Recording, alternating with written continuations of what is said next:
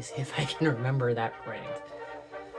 I have done videos about our garden before, and frankly not kept up very well with them.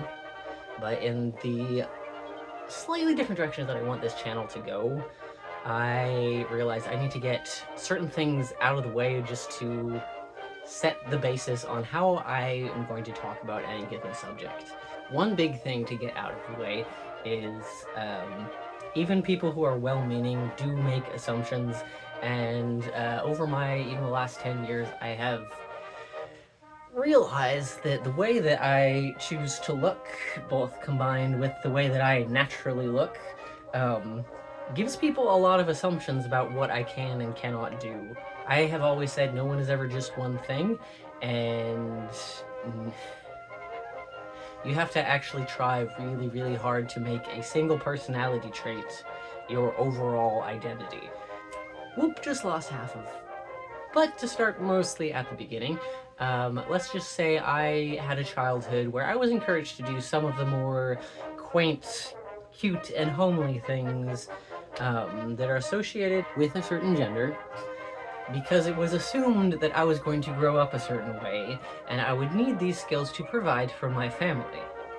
Now fast forward to about beginning of 2017, when people started perceiving me differently. I was taking charge of my health, and let's just say the era of my first short hair and being on the shorter side, it was really fascinating and honestly somewhat of a culture shock, because I had been told for years and years and years by people of certain communities that there was just blanket support and complete openness, and oh, we're not like the other people. But once I started breaking stereotype, people started feeling betrayed. That no, I didn't want to be completely in the one camp over here of I want to be this big manly man lumberjack, and when I talk about gardening, I mean I'm going to be like slaughtering pigs and bringing in the corn. But on the other hand, I experienced a lot of magnetism towards, like, oh, since you're genderqueer or whatever, or like, oh, since you're not straight, you're gonna do all these flowers and like super feminine things, right? And that was really eye-opening towards people, even when they're trying to help you escape from the box that is very bad for you, have just as much tendency to say, hey, our box is better.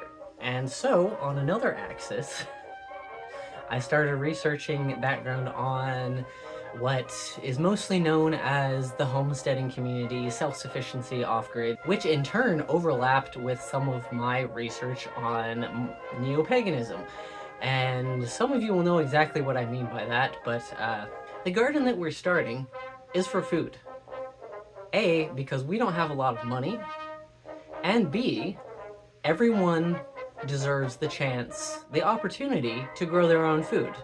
But because we live in a society where people think of food as coming from the grocery store, there are a lot of people who think growing your own food, especially if you don't absolutely have to, is really, really weird. Then there are the other people who say, hey, to save money, everybody should be growing their own food, and then kind of get miffed when you ask them, hey, where are people going to do that? Are you making this land accessible to them? We're very lucky to have access to a garden patch in a community garden, which is 16 by 8 feet. Yeah. So it's way bigger than a lot of people have, way smaller than we'd like to have eventually. But it overlaps a lot with my spirituality, also a lot of my political views, because those also go hand in hand, no matter how you slice it. And a natural evolution of that is what I believe people should be able to do with their own time and money to get less dependent on grocery stores. I didn't say a lot of this in the last garden videos that I did. Honestly, I don't remember most of what's in that video, those videos. That all circles back around to, I don't care if people hate me. I don't care if people don't think I should be doing certain things. Everyone should have access to growing food for themselves if they want it. I also believe that everyone should have access to a house with land on it if they want it. But because I am the way that I am, I both get told that I don't deserve to talk because I look a certain way, and obviously I'm in some certain group, and I'm supposedly talking over people who have real problems. Or I get told that I have to personally have all of the situational management. I have to have all of the answers for every single community problem that ever exists if I point out that something is an issue. But if we all started from the premise of people should be able to have more control over where their food comes from, and, which is what I was getting at, not assume that someone who looks like they can't take care of it, or looks like they don't know what they're doing, or looks like they think that it'll just be easy street, can actually take care of it if it is impressed upon them the importance of doing so. There was a conversation that came up about, like, oh, what if someone broke into the house, and what weaponry would there be around? How would we defend ourselves? I said something about I wanted a big, solid baseball bat, and other easier things, but I would resort to that first. And I was told straight out that I would not be able to hurt anybody if I was in that kind of situation. And I know, very different situations from gardening, but people see what they want to see, and then act all betrayed and shocked when you don't live up to their expectations that you didn't agree to. I have a lot of feelings about plants, okay.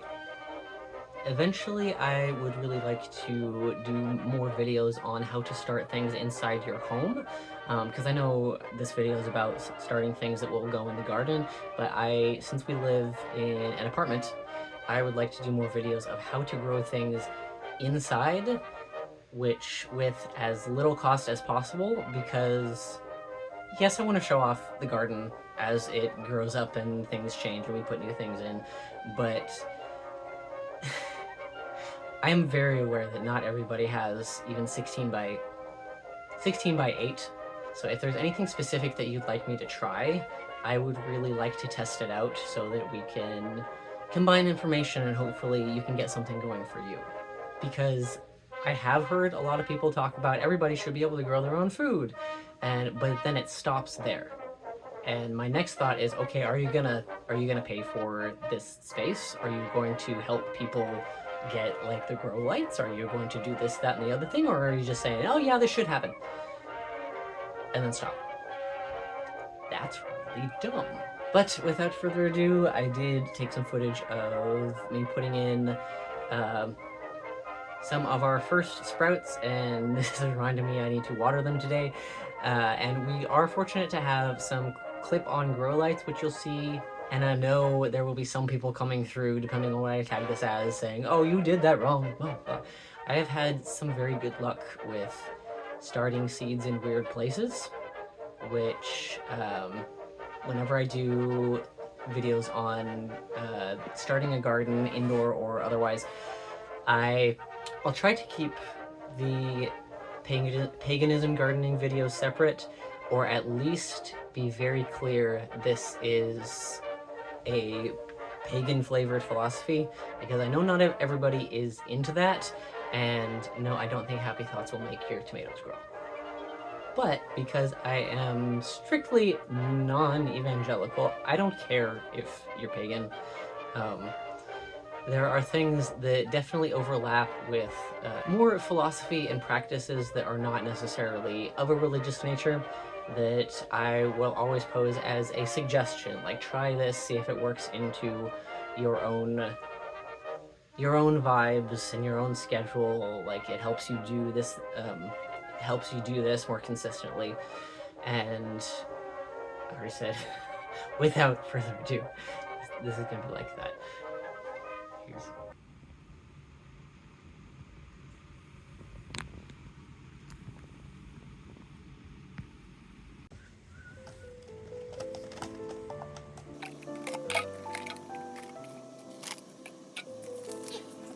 So we have quite a few seeds that were given. Quite quite a few seeds that were given to us through Buy Nothing groups, which I think kind of caught some people off guard because the particular group that I am unfortunate enough to have access to is more like Halloween costumes, and someone baked one too many cakes. So I think they were kind of caught off guard by asking if anybody had extra seeds. But I'll hold up one at a time, and maybe this will... Dip, dip. Maybe? Okay, we'll test that out.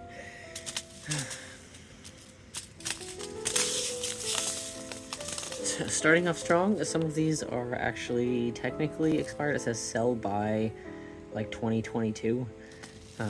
But I have had really good luck and energy sprouting things that should not have been able to sprout. So we're gonna try those. 3 different kinds of broccoli, just trying out however those work, and probably giving away extras if we have a lot of good luck. And head lettuce, which can be started inside instead of direct sown because they become quite a bit heftier, or you can transplant them without messing everything up and all of your dreams being dashed. And also, we do already have parsley in the garden, but I would love to actually start some of these so that we can, yeah, it says heirlooms, so I can, if I can actually sprout these and then let them go to seed, then I can say I grew them from seed to seed, which I am very much into, especially having backups for just in case. Everything that's been eaten. Ugh. Everything that's been eaten by rabbits in weirdly warm December weather is a no-go. So also, I have no dirt, so I'm going to be using Black Gold Garden Compost, natural and organic blend. And the internet has been telling me, oh, don't do it in compost, and then I read further on in the article, and they assume you're using the type that you've made yourself, which is kind of, could go back and forth, has like a different mixes of everything. But in some places I was reading, if you have commercially made where it's broken down as far as it can go, so there's not going to be any crazy things in there that are gonna like surprise kill your seeds, then you could probably do it. And I just really need to start seeds, and this is what I have right now. It's about half a bag because I was gonna put it on top of some stuff, but we have it now, so let's see how it goes. And I'm gonna watch something on TV, and I'll probably time lapse this maybe.